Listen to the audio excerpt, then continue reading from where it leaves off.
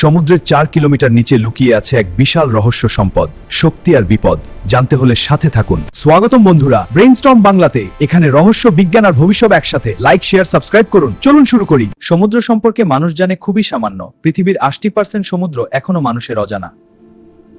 এই অন্ধকার জগতে লুকিয়ে আছে কোবাল্ট, নিকেল আর ম্যাঙ্গানিজের পাহাড়। বড় বড় কোম্পানি এখন সমুদ্রের নিচে নজর দিয়েছে।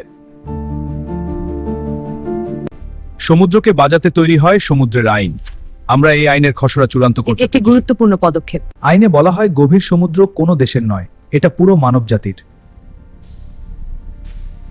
সমুদ্র উন্নয়ন নাকি সমুদ্র সংরক্ষণ, কোনটা আগে? বিজ্ঞানীরা সতর্ক করছেন, সমুদ্র উন্নয়ন করলে অনেক প্রজাতি হারিয়ে যাবে চিরতরে।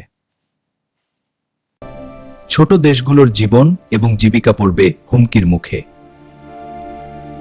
সমুদ্র নির্ভর দেশগুলো তাই শুরু করেছে আইনি যুদ্ধ, যেমন মালদ্বীপ। আমরা প্রমাণ করবো আমরা আইন কোনো ভিত্তি নেই। পরিবেশবাদীরা বলছে এই খনন বন্ধ করো, সমুদ্র বাঁচাও, পৃথিবী বাঁচাও। কোম্পানির যুক্তি, গ্রিন এনার্জির জন্য খনিজ দরকার। ভবিষ্যৎ কি ধ্বংস করে গ্রিন এনার্জি বানাবে? হ্যাঁ, কিন্তু আমার জন্য পুরনো সিস্টেম ভাঙা। তাহলে আশা আছে ভবিষ্যৎ বলে।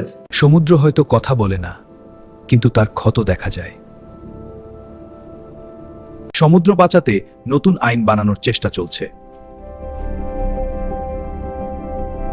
সময় ফুরিয়ে যাচ্ছে, যা করার অতি দ্রুত করতে হবে।